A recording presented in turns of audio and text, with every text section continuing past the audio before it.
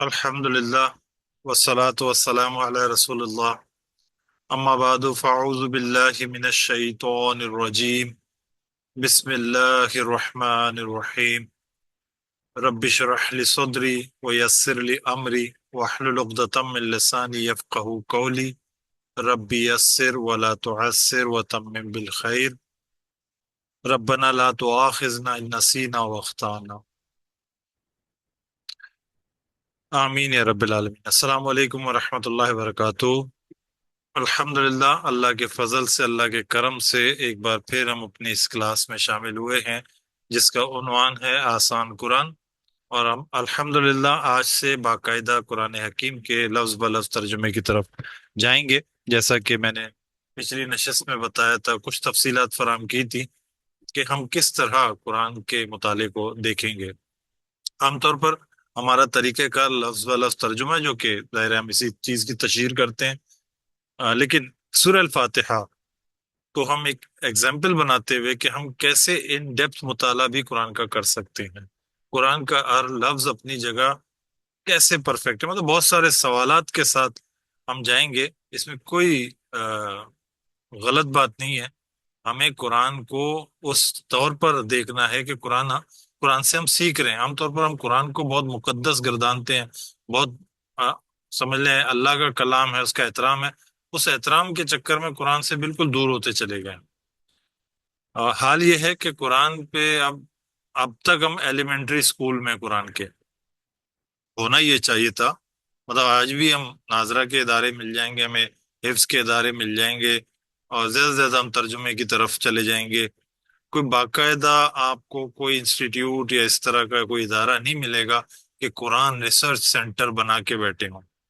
چھوٹے چھوٹے لوگوں نے کوششیں کی ہیں، لیکن وہ مین اسٹریم سے بالکل فارغ ہیں، باہر ہیں، تھوڑا سا رہ گئے، ورنہ دین اسلام سے بھی فارغ ہو جاتے وہ۔ تو ہم قرآن پہ ریسرچ سینٹر بنا کر اس وقت قرآن کی گریجویشن کر چکے ہوتے، ہم ایلیمنٹری اسکول میں بیٹھے ہیں۔ تو بہرحال مختلف طریقوں پہ لوگ کوششیں کرتے ہیں، سب ٹھیک ہیں۔ تو یہ جو طریقہ ہے جس پہ ہم بات کر رہے ہیں، عربی میں تو بہت سارا کام اس پہ ہوا ہے، کتابیں ہیں اس پہ اور کئی کئی گھنٹوں کے لیکچرز ہیں۔ البتہ اس کے علاوہ انگلش میں یا اردو میں بہت کم ہے۔ نعمان علی خان جن سے میں انسپائر ہوا، ان کی ایک میں نے تحقیق دیکھی تھی اور اسی سے کوشش کی ہے، میں نے تھوڑا سا خز کیا ہے۔ تو یہ جو طریقہ ہے کہ قرآن کے ہر لفظ کا مطالعہ ڈیپتھ میں جا کر اس کو سمجھنا، ظاہر ہے کچھ عرصے تو یہ رہے گا، اس کے بعد وہ الفاظ ہمارے لیے ایسے ہو جائیں گے جیسے ہماری اپنی زبان کے الفاظ ہیں، اور ان کی گہرائی کو ہم پڑھتے ہوئے محسوس کریں گے کہ یہ لفظ ہم اس کو ایسے جانتے ہیں۔ تو وہ طریقہ عام طور پہ ہمارے رائج نہیں ہے۔ تو کوشش میں نے کی ہے، کچھ چیزیں اور مختلف ہیں۔ اب سے انٹریکٹیو کلاس ہوگی، کسی کا کوئی کوشچن ہوگا اسی وقت ہینڈ ریز کرے، کلاس سے متعلق اضافی سوال نہیں، مجھے اختیار ہوگا کہ میں جواب دینا چاہوں تو اسی وقت دوں، ورنہ آخر میں۔ تو کوئی بات وضاحت نہ ہو اسی وقت آپ ہینڈ ریز کر سکتے ہیں، انٹریکٹیو کلاس ہے، کچھ بھی کر سکتے ہیں، لیکن کلاس کو جاری رکھنے کی پوری کوشش کریں گے، کلاس بریک نہ ہو۔ دوسری چیز یہ ہوگی کہ چونکہ ہم باؤنڈ نہیں ہیں، آیات میں نے مختصر 3 آیتیں لی ہیں، لیکن جہاں ہمارا ٹائم پورا ہو جائے گا ہم کلاس کو وہیں پر روک دیں گے، اگلی کلاس میں وہیں سے کنٹینیو کریں گے، تو انشاءاللہ اس کا اپنا مزہ ہوگا۔ تو آج ہم مطالعہ کریں گے سورہ الفاتحہ۔ ویسے فضائل بہت سے بیان ہوتے ہیں اس کے، شان نزول کے حوالے سے بہت ساری چیزیں عام طور پر ہم سنتے ہیں۔ میری کوشش یہ ہوتی ہے کہ جو بات آلریڈی ہم سنتے ہیں، پڑھتے ہیں، روزانہ کے ہر نشست میں سنتے ہیں سورہ الفاتحہ کی، تو وہ آپ سن ہی رہے ہیں، اس کو دہرانے کا کوئی فائدہ نہیں ہے۔ کوئی ایسی بات جو عام طور پہ بتائی نہیں جاتی، جو کہی نہیں جاتی، اس سے متعلق بات کریں گے۔ سورہ الفاتحہ کے حوالے سے میں فقط ایک ہی بات کہوں گا کہ جیسا کہ میں نے پچھلی نشست میں کہا تھا، جب بھی کسی سورہ کا مطالعہ کریں تو اس دور کو یاد کریں کہ کس دور کی سورہ ہے، تفاسیر میں مل جاتا ہے، اور اس دور کے مطابق پھر اس کو سمجھنا ہے۔ اور بھی بہت ساری چیزیں بتائی تھی بہرحال۔ تو سورہ الفاتحہ کے بارے میں جو بات میں بتانے چاہ رہا ہوں، سورہ الفاتحہ کا دور اور اس کا نزول۔ اگر تھوڑی دیر کے لیے ہم اس معاشرے کا منظر اپنے سامنے لے کر آئیں جب جہالت اپنے عروج پر تھا، جب قبائلی تفاخر اپنے عروج پر تھا، لوگ ایک دوسرے کو لڑ مارنے میں کوئی ہچکچاہٹ ہی نہیں ہوتی تھی. جو طاقتور تھا وہ ظالم تھا. وہ ہر طرح کے ماحول جاہلیت جو ہے نا، ٹوٹل جاہلیت. اور وہ اپنے آپ کو دین ابراہیمی کے پیروکار مانتے تھے اور اللہ کے گھر کے متولی مانتے تھے. اللہ کا گھر موجود تھا لیکن شرک کا مرکز بنا دیا تھا. ایسے میں کچھ لوگ تھے جن کے دل میں یہ پکار تھی کہ جو کچھ ہو رہا ہے یہ ٹھیک نہیں ہے. یہ اے رب کعبہ، مطلب دل سے دعائیں تو تھی. کچھ ہمیں روایت میں ملتا ہے کہ کچھ دعائیں زبانی بھی تھی. اے رب کعبہ، یہ جو کچھ ہے یہ حقیقت نہیں ہے، ہمیں حق دکھا دو، ہمیں حق چاہیے، ہمیں سیدھا راستہ بتا دو. تو اللہ تعالیٰ نے اس دعا کے بدلے میں سورہ الفاتحہ کو نازل کیا، جس کے جواب میں پھر پورا قرآن نازل کیا. یعنی کہ دعا ہے نا سورہ الفاتحہ، ہدایت کا راستہ مانگا، جس کے جواب میں پورا قرآن کا نزول ہوا. کہہ لیں کہ سورہ الفاتحہ در حقیقت ایک سوال ہے، ایک دعا ہے، خلاصہ ہے. اس کی تفصیل قرآن ہے، اس کا جواب قرآن ہے. تو اس میں ہم جو پڑھتے ہیں، جو کچھ بھی پڑھتے ہیں، آپ دیکھیں کہ ویسے تو اللہ کا کلام ہے، لیکن ایسے لگ رہا ہے کہ ہماری زبان سے اللہ نے اس کو جاری کر دیا. ہمیں الفاظ دے دیے کہ اس طرح اللہ کو پکارو، اور ہم نے پکارا. یعنی کہ انسانیت نے پکارا، اس معاشرے نے پکارا، اور اللہ تعالیٰ نے اپنی عنایتیں، اپنی نعمتیں ان پہ نازل کر دی. نبی کریم صلی اللہ علیہ وسلم کے ذریعے ہم جانتے ہیں کہ 23 سالوں میں وہ معاشرہ کیا سے کیا ہو گیا. بہرحال اس تفصیل کو ہم جانتے ہیں. تو یہ وہ دعا ہے جو کہ دلوں میں تھی، جو کہ پکاری گئی. اللہ تعالیٰ نے اسے جامع الفاظ کا جامع پہنا کر انسانی زبان میں اس کو نازل کیا کہ انسان یہ دعا مانگے. اور ساتھ ہی ساتھ جب کسی سے ہم کچھ مانگتے ہیں تو مانگنے والے کا ہمیں پتہ ہوتا ہے نا کہ یہ دے گا، یہ دے سکتا ہے، اس میں سکت ہے. تو اس کا تصور ذہن میں لانے کے لیے پہلے اللہ کا تعارف آتا ہے، پھر اس کے بعد ریلیشن بنتا ہے کہ بھئی جس سے مانگ رہے ہیں نا، مانگنے والا عاجز، مطلب مانگنے والا کمزور، جو دینے والا ہے وہ طاقتور. یعنی کہ یہ رب اور بندے کا جو رشتہ ہے، اس تعلق کو واضح کیا، پھر اس دعا کو واضح کیا. مانگنا کیسے ہے یہ بھی بتا دیا، پھر اس کی مثالیں پورے قرآن میں. یہ سورہ الفاتحہ کا مختصر خلاصہ ہے، جو غالباً عام طور پر ہم اتنا نہیں سنتے ہیں اس بارے میں. تو سورہ الفاتحہ کو پارٹ 1 میں نے رکھا ہے، 3 آیتیں لی ہیں. تو انشاءاللہ آگے چلتے جائیں گے مزید ہم آیتیں، مطلب اگلی کلاس میں اگر اس میں مکمل ہوا ٹھیک، نہیں تو اس سے اگلی کلاس میں انشاءاللہ مکمل کر دیں گے. اچھا، بسم اللہ الرحمن الرحیم، یہ عام طور پر ہر سورہ کے شروع میں ہم دیکھتے ہیں. اس میں بہرحال مختلف آراء ہیں کہ یہ سورہ الفاتحہ کا مستقل حصہ ہے. کچھ لوگ کہتے ہیں نہیں، یہ ہر سورہ کا مستقل حصہ ہے. کچھ کہتے ہیں نہیں، یہ فصل کے طور پر ہر سورہ کی ابتدا میں، چونکہ حکم ہے اللہ کے نام سے شروع کرنا، تو اس لیے یہ لکھا گیا ہے. بہرحال اس تفصیل کے بعد اب ہم ترجمہ کرتے ہیں سمپل سورہ بسم اللہ الرحمن الرحیم کا. عام طور پر جب ہم پڑھتے ہیں تو ترجمہ میں پتہ ہی ہوتا ہے، لیکن تھوڑا سا ہم سمجھ لیتے ہیں کچھ چیزوں کو. پہلا لفظ ہے بسمی. بسمی سے جو شروع آتی، جو بی ہے، بازر بی ہے، اس کو ہم جان لیتے ہیں. اس کے ذریعے ہم باقی حروف کو جانتے ہیں. کہہ لیں کہ ہر زبان میں ایک حروف ہوتے ہیں، اپنے پریپوزیشنز ہوتے ہیں. پریپوزیشن ایگزیکٹلی حروف نہیں ہوتے، بہت ساری چیزیں کو آتا کرتا ہے حروف. تو یہ جو حروف ہوتے ہیں ہر زبان کے ہوتے ہیں. جس زبان میں یہ جیسے لکھے پڑھے جاتے ہیں اس زبان میں اپنی جگہ ہی پرفیکٹ ہوتے ہیں. لیکن جیسے ہی آپ اس کو منتقل کرتے ہیں دوسری زبان میں، ترجمہ کرتے ہیں، تو ہمیں اس زبان کا جس میں ترجمہ کیا جا رہا ہے اس کے محاوروں کا خیال کرتے ہوئے اس کے مطابق لفظ اختیار کرنے پڑتے ہیں، الفاظ لینے پڑتے ہیں یا حروف لینے پڑتے ہیں، تاکہ ترجمہ عام فہم اور روانی کے ساتھ ہو جائے. تو بی، عام طور پر بی کے جو ترجمے ہم کرتے ہیں، سے، ساتھ، پر، کو، سبب، ذریعے، بارے میں، وغیرہ وغیرہ، اور بھی بہت ہیں. تو ان میں سے سب ٹھیک ہیں. اصول یہ ہے کہ آپ ایسے کوئی بھی ترجمہ کریں جو آپ کے اردو محاورے میں، اردو میں کر رہے ہیں، اردو محاورے میں ہم استعمال کریں، ترجمہ اس کے مطابق ہو. ایسا نہ ہو بالکل برخلاف کوئی بات ہو. میں بی کا ترجمہ نہیں کر دوں تو کسی طور پر بھی یہ بی کا ترجمہ نہیں بنتا. اس کے مطابق اکثر لوگ اوپر ترجمہ کرتے ہیں اور ترجمے کو اوپر ہی مانتے ہیں، مطلب پر اور اوپر ہی مانتے ہیں. نہیں، اردو محاورے میں جو اس کا بہتر ترجمہ ہو سکتا ہے. اب یہاں پر یہ حرف بازر بی سے ترجمہ کیا گیا ہے، جو کہ ٹھیک ہے. اگلا لفظ ہے اللہ، سوری، اسم. یہ اسم ہے، الف گر گیا، دونوں طرح سے قرآن حکیم میں ملتا ہے۔ اقرا بسم ربک الذی میں الف موجود ہے، حمزہ جسے حمزۃ الوصل کہتے ہیں، یہاں پر الف گر گیا ہے۔ تو یہ اسم ہے، اسم کے معنی ہوتے ہیں نام، اور اللہ، اللہ کا ذاتی نام ہے، اس کی تفصیل ہم پڑھ چکے ہیں۔ بسم اللہ، اللہ کے نام سے۔ آگے دو الفاظ ہیں، الرحمن، الرحیم۔ ان کا ترجمہ میں بعد میں کروں گا چونکہ یہ سورہ کا حصہ بھی ہے، تو اس کا سمپل ترجمہ میں نے پرجوش رحم، مستقل رحم، تیر کرنے والا مفہوم بنتا ہے۔ تو اللہ کے نام سے، رحمان الرحیم۔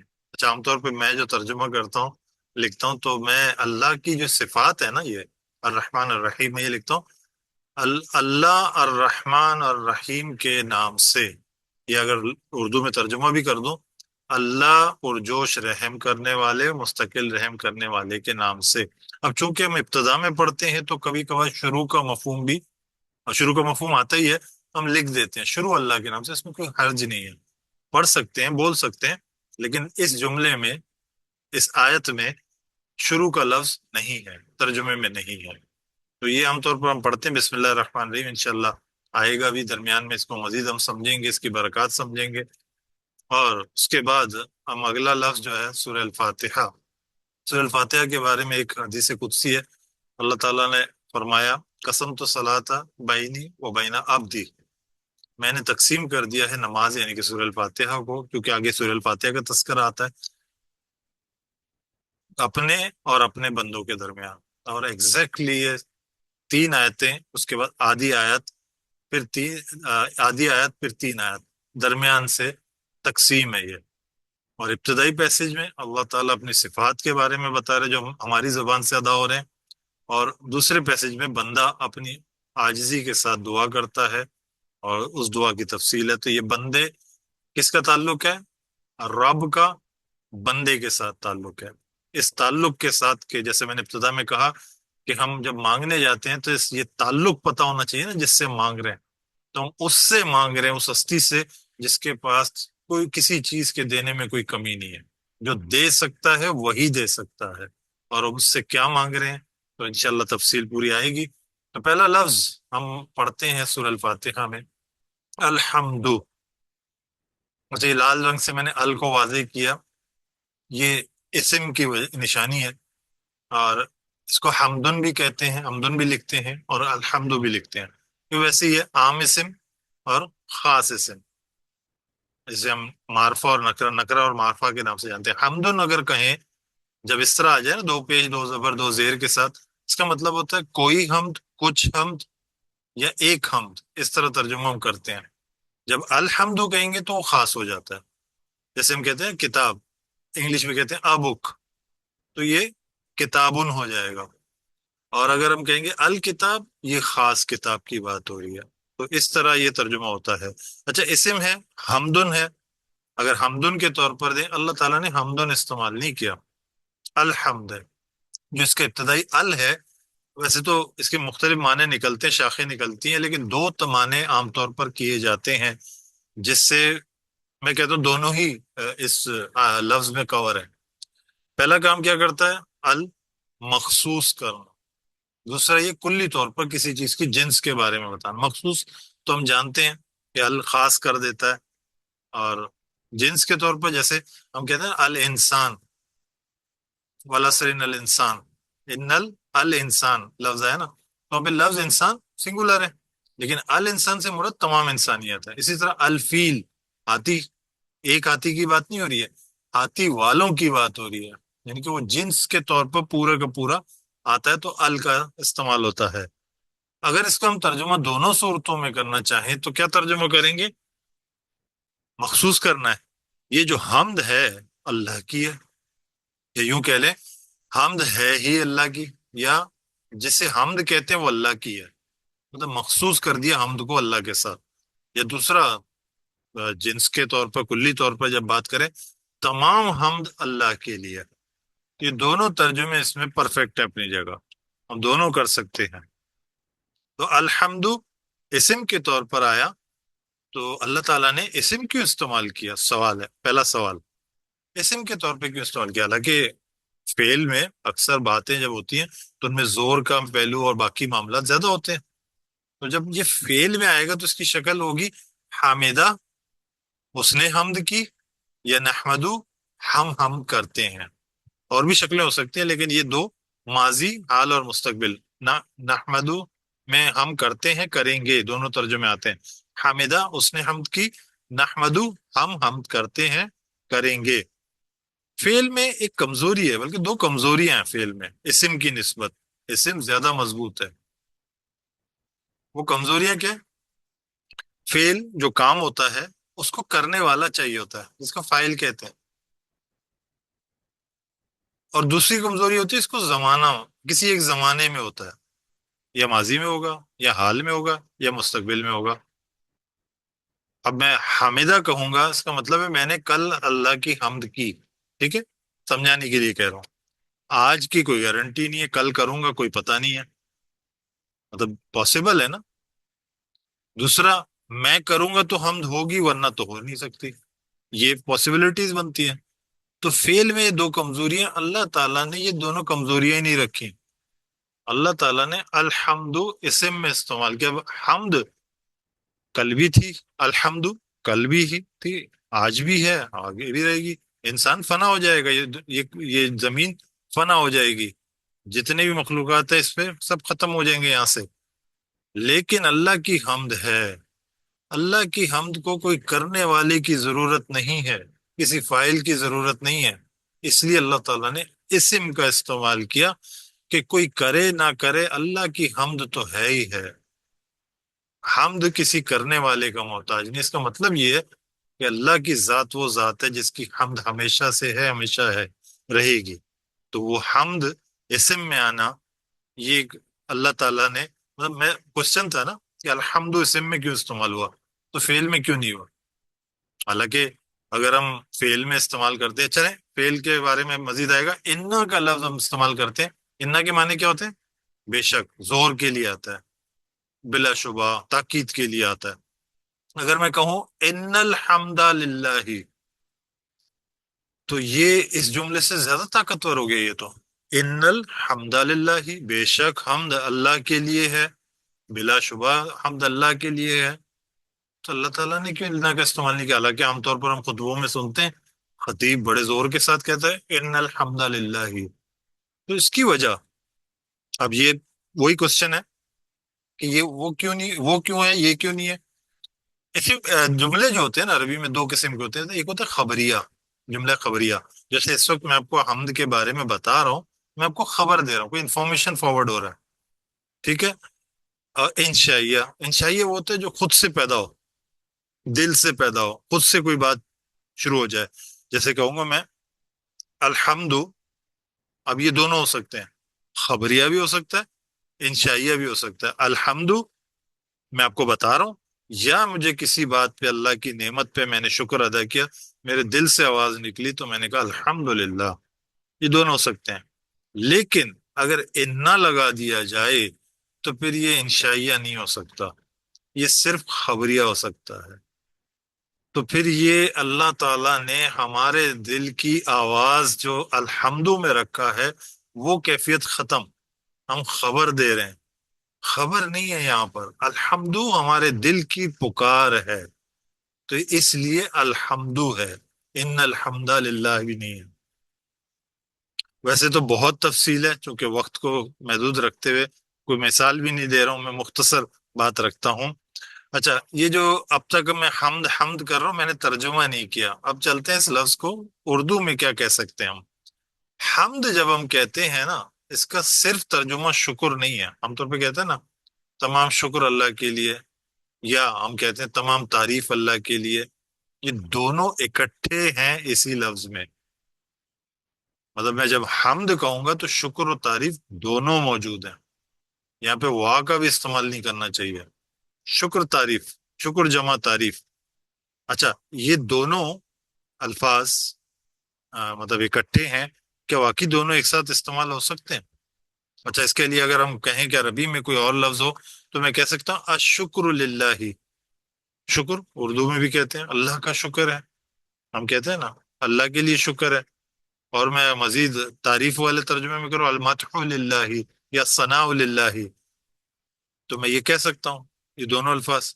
اللہ تعالیٰ نے الشکر المدح استعمال نہیں کیا، مطلب اس کے لیے ظاہر ہے وا کے ساتھ جب یہ آئے گا، دونوں کو الگ الگ ہم کریں گے تو اس کا مطلب یہ ہوگا کہ کسی بات پہ میں اللہ کا شکر ادا کر رہا ہوں، اور کسی بات پہ میں اللہ کی بڑائی بیان کر رہا ہوں یا تعریف کر رہا ہوں، دونوں اکٹھے نہیں ہو پا رہے۔ لیکن حمد میں یہ چیز نہیں ہے، حمد ہم کہیں گے تو ہم شکر بھی کر رہے ہیں، ہم تعریف بھی کر رہے ہیں۔ عام طور پر ہم کوئی خوبصورت چیز دیکھتے ہیں، مثال کوئی گاڑی دیکھی، کوئی اچھا گھر دیکھا یا کوئی اچھا نظارہ دیکھا، ہم کہتے ہیں نا اب اگر میں وہاں کہوں حمد کی میں نے، تو میں نے کون سے معنی میں حمد کی؟ میں نے اس کی تعریف کی، کتنا خوبصورت ہے، میں اس کی تعریف کروں گا۔ لیکن کیا میں اس گھر کی، اس گاڑی کی، اس کو شکر ادا کروں گا؟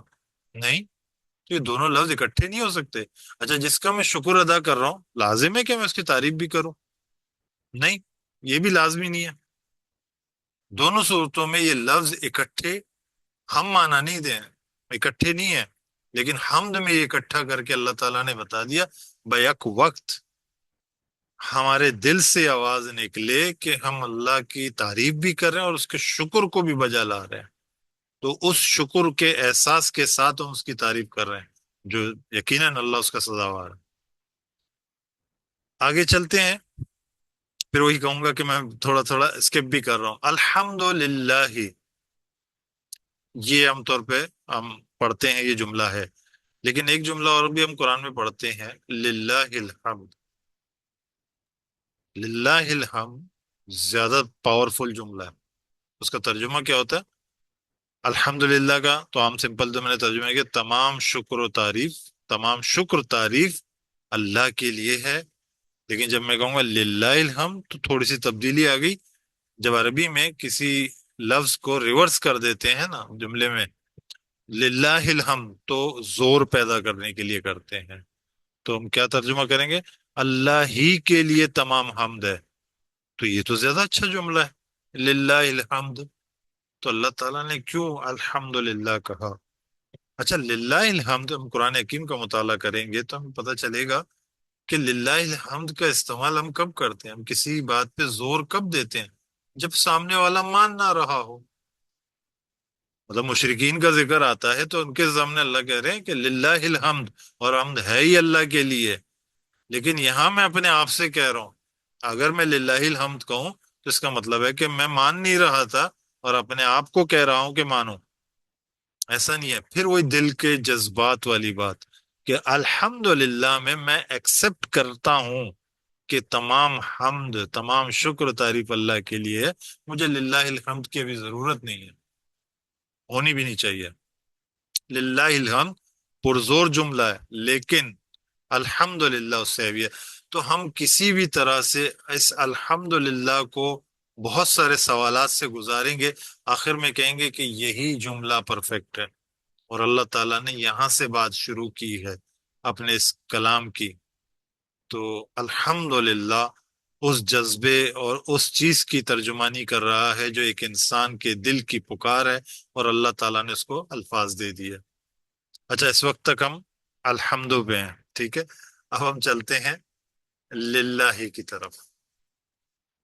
للہ، لامز لی کا ترجمہ ہم کرتے ہیں نا، یہ کے لیے، اصل میں یہ ملکیت ظاہر کرنا ہے۔ مختلف قسم کے یہ لام آتے ہیں، تو یہ ملکیت ظاہر کرنے والا لام ہے۔ اس کا ترجمہ ہم کا کرتے ہیں، کے لیے کرتے ہیں، ملکیت ظاہر کر رہے ہیں۔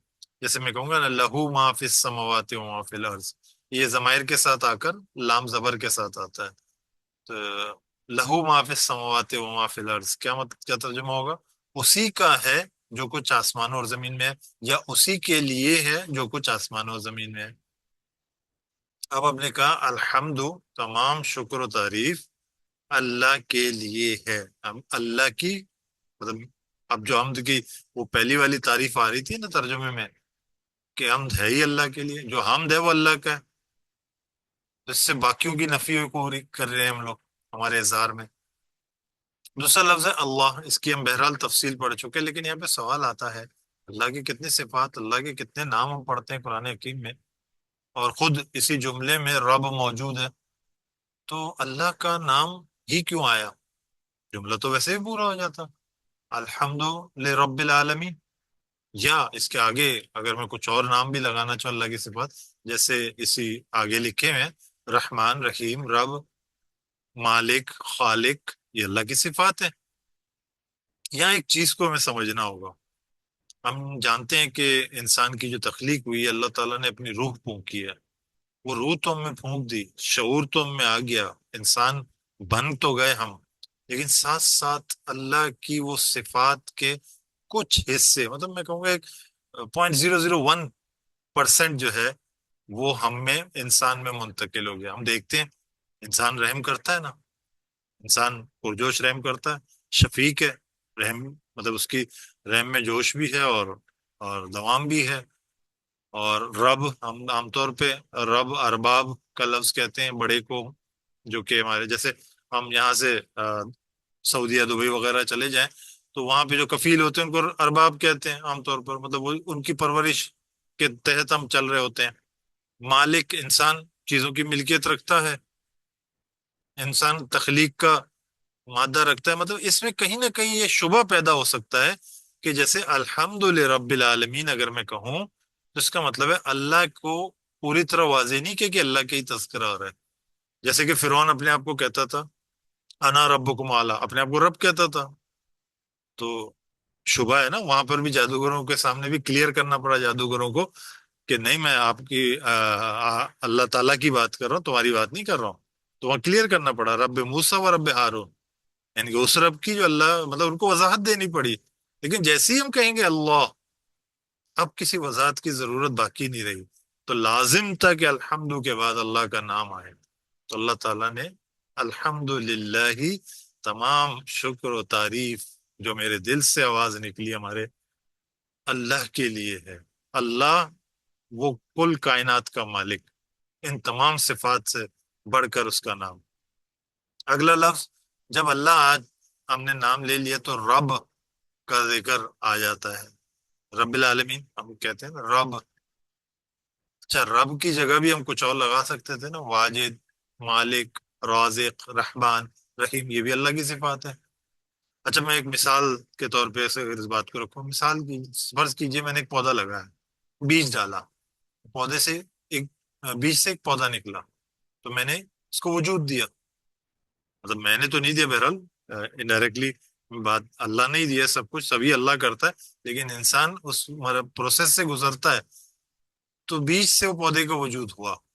اب یہ پودا کس کا ہے؟ میرا ہے. اب اس کو پانی دینے والا کون ہے؟ میں ہوں. تو میں مالک ہوا، میں اس کا رازق بھی ہوا، اور میں اس کا خیال بھی رکھتا ہوں، میں اس رحمان الرحیم بھی ہوا.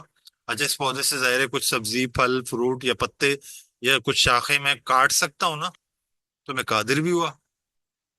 تو اس طرح کی جتنی جو صفات ہے جو اللہ کی خاص صفات ہیں، مطلب اللہ اپنے بندے کا سب کچھ ہے، لیکن رب میں سب کچھ سمٹ کر آ گیا کہ اللہ رب ہے، اللہ پالنے والا ہے، اللہ پرورش کرنے والا ہے، اللہ وجود دینے والا ہے، اللہ ختم کرنے والا بھی ہے. تو رب ہے وہ. بہرحال اس کی مزید تفصیل ہے لیکن آگے چلتے ہیں. دوسرا لفظ ہے عالم جو اس کے ساتھ ہے، اور رب العالمین. عالم سنگولر ہے، واحد ہے. اس کی جمع دو طرح سے ہو سکتی ہے، عالمین اور عوالم. اچھا عربی میں یہ دو جمع کہلاتے ہیں، ایک کہلاتا ہے جمع سالم، ایک جگہ کہلاتا ہے جمع مکسر. جمع سالم اس جمع کو کہتے ہیں جو محدود ہو، جو لمیٹڈ ہو، جس کی ایک رینج ہو. ان لمیٹڈ ہوگا تو وہ جمع مکسر میں چلا جائے گا، عوالم. تو یہ جو لفظ ہے عالمین، اب میں دو جہانوں کے بارے میں بات کرتا ہوں. مطلب دو جہان سے مراد ایک جہان وہ ہے کہ انسان کے جہان ہے. انسان کیا ہے؟ مطلب ایک دور پہلے تھا، ایک آج ہے، ایک آگے ہوگا، یہ عالم ہے. رنگ و نسل کی تقسیم سے بھی ہر ایک کا ایک عالم ہے، علاقوں کی تقسیم سے ہر ایک کا ایک عالم ہے، عمر کی تقسیم سے بھی ہر ایک کا ایک عالم ہے. ان تمام عالموں کو، انسان کے عالموں کو عالمین کہا گیا. قرآن کریم میں یہ 77 مرتبہ یہ لفظ آیا ہے عالمین. وہاں پہ موضوع انسان ہے. ہم عام طور پہ ترجمہ کر رہے ہوتے ہیں کہ تمام جہانوں سے مراد جنات، فرشتے، کائنات کی ہر شے، سب چیزوں کو شامل کر کے ہم کہہ رہے تھے عالمین یہ ہے۔ اگر وہ ہوتا تو عوالم ہوتا، اس میں انسانوں کے عالم بھی ہوتے، جنات کے بھی ہوتے، فرشتوں کے بھی ہوتے، چرند پرند کے بھی ہوتے، زیر زمین بھی ہوتے، پانی کے اندر بھی ہوتے، یا کائنات کے ہر حصے میں ہوتے، وہ عوالم ہے۔ اب دیکھیں دونوں میں بڑا چھوٹا کون ہے؟ عالمین انسانوں کا ایک محدود عالم، عوالم تمام مخلوقات کا ایک عالم، تو اس کو عوالم کہتے ہیں۔ اچھا، آپ سوچ رہے ہوں گے کہ میں یہ عام ترجمے سے مختلف بات کر رہا ہوں، میں قرآن سے مثال دے رہا ہوں آپ کو۔ قرآن کریم میں اللہ تعالیٰ فرماتے ہیں یا بنی اسرائیل، اعوذ باللہ من الشیطان الرجیم، یا بنی اسرائیل اذکروا نعمتی التی انعمت علیکم وانی فضلتکم علی العالمین۔ اے بنی اسرائیل یاد کرو میری نعمتوں کو جو میں تم پہ کی، اور بے شک میں نے فضیلت دی تمہیں عالمین پر۔ اب یہ کہ جنات پہ ہے، فرشتوں پہ ہے، کائنات کی دیگر چیزوں پہ، یہ انسانوں کی بات ہو رہی ہے کہ انہیں فضیلت دی گئی۔ سورہ ملک کے جو ہم ابتدائی سورہ فرقان کی بات پڑھتے ہیں، تبارک الذی نزل الفرقان علی عبدہ، بابرکت ہے وہ ذات جس نے اتارا فرقان کو اپنے بندے پر، لیکون کہ وہ ہو جائے للعالمین نذیرا، عالمین پر خبردار کرنے والا۔ ہمیں پتہ ہے نبی کریم صلی اللہ علیہ وسلم انسانوں کی طرف آئے تھے، کیا وہ جانوروں کو یا دیگر مخلوقات کو خبردار کرنے آئے تھے؟ انسانوں کو خبردار کرنے آئے تھے۔ ایسی ہی مثالیں موجود ہیں۔ تو یہ جو لفظ ہے عالمین، اس سے مراد جہان والوں کا رب، یہاں پہ بھی جہانوں کا رب لکھا، جہان والوں کا رب۔ آگے چلتے ہیں، رحمان۔ رحمان لفظ رحم سے نکلا ہے، جس کا ترجمہ اگر ہم کریں شدید، پرجوش، فوری، مگر عارضی۔ اللہ کی رحمت تو ہے، لیکن اس شکل میں جو بھی لفظ آئے گا نا، رحمان، طوفان، عطشان، غضبان، اس کے معنی میں کیا پائے گا؟ شدت ہوگی، جوش ہوگا، فوری ہوگا، لیکن عارضی ہوگا۔ جیسے کہ عطشان، شدید پیاس، کچھ نہ کچھ آ کے اس کو ختم کر دے گا۔ شدید پیاس میں میں نے پانی پی لیا اور وہ ختم، پیاس ختم۔ اسی طرح طوفان، ہمیں پتہ ہے بڑے جوش سے آتا ہے، کچھ دیر کے بعد طوفان ختم۔ فوری تو ہے، جوش تو ہے، لیکن عارضی ہے، یہ مبالغہ کہلاتا ہے، کسی چیز کو بڑھا کے بیان کرنا۔ اور رحیم، یہ صفت ہے۔ رحیم میں کیا ہے؟ مستقل ہے، دوام ہے۔ اب اس میں جوش نہیں ہے، فوری نہیں ہے، لیکن مستقل ہے، دوام ہے۔ اب اگر میں کہتا صرف الحمدللہ رب العالمین الرحمن، تو اللہ کی رحمت کا پورا احاطہ کر لیا میں نے؟ نہیں، اللہ کی رحمت صرف پرجوش نہیں ہے، رحیم کی بھی ضرورت پڑے گی ہمیں، کہ میں کہوں کہ اللہ کی رحمت وہ کامل رحمت ہے جو پرجوش ہے، فوری ہے، اور اس میں مستقل اور دوام بھی ہے۔ اب میں کہوں گا ایک شخص جو ہے رحمان ہے، تو اس کا مطلب یہ ہے کہ اس شخص میں جب بھی کوئی ضرورت پیش آتی ہے، وہ فوری طور پر رحم کرتا ہے۔ مطلب کسی اور مثال میں لے لیں، ایک سخی ہے، وہ ہر وقت سخاوت کا جو ہے نا اپنا، رحمان کے زور میں جاؤں، وزن میں جاؤں، تو اس کی سخاوت ہر وقت ہوتی ہے۔ جی تبریز بھائی،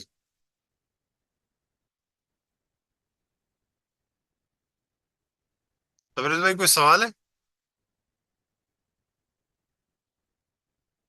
چلیں کوئی سوال نہیں ہے، آگے چلتے ہیں۔ جی یہ میں بعد میں کر لوں گا، میں نے ویسے نوٹ کر لیا۔ ٹھیک ہے ٹھیک ہے، چلے رحیم، مستقل، دوام۔ اب میں کہوں اللہ سے، مطلب میں مثال دے رہا تھا کہ ایک انسان سخی ہے، اب اس کی سخاوت کی اس کی صفت ہے نا، تو اگر جب تک وہ موقع پہ نہ کرے تو کس بات کا سخی؟ سخاوت تو ہے، سخاوت کا معاملہ تو ہے، لیکن وہ اس وقت کرے جس وقت ضرورت ہے، تب اس کی سخاوت۔ رحمان ہے اور ہمیشہ سخاوت کی صفت رکھتا ہے، تو رحیم ہے۔ اور بھی مثالیں ہیں، لیکن اللہ کی مثال اگر ہم دیں اس نام پہ، کہ اللہ کی رحمت کو اگر ہمیں پوری طرح بیان کرنا ہے، تو صرف رحمان نہیں کہیں گے، صرف رحیم نہیں کہیں گے، دونوں کو اکٹھا کر کے بیان کریں گے۔ اب رحمت کسی خانے میں بھی خالی نہیں ہے، ہر طرح سے رحمان موجود ہے۔ آگے چلتے ہیں، مالک یا ملک، یہ دونوں پڑھتے ہیں، اس کا ترجمہ ہم کرتے ہیں مالک، مالک مختار، بادشاہ، اتھارٹی، آنر، یہ ساری اس میں پڑھی جاتی ہے۔ اچھا، یہ دونوں قرات موجود ہیں، مالک یوم الدین، مالک یوم الدین، مالک بادشاہ کو بھی کہتے ہیں نا۔ تو اللہ کی جو یہ صفت ہے مالک، اس میں سب چیزیں شامل ہیں، مطلب ملکیت بھی ہے، اللہ مالک بھی ہے، مختار بھی ہے، بادشاہ بھی ہے۔ اور ظاہر ہے، مثال کے طور پہ میں کہوں، ایک شخص، میرے سامنے میرا فون ہے، میں کہہ سکتا ہوں کہ میں اس فون کا بادشاہ ہوں، میں اس فون کا مالک ہوں۔ لیکن کسی ملک کا کوئی بادشاہ ہوتا ہے نا، لیکن کیا ساری چیزیں اس کی ہو جاتی ہیں، اس مالک ہو جاتے ہیں؟ نہیں، وہاں رہنے والے لوگ اپنے چیزوں کے مختار ہوتے ہیں۔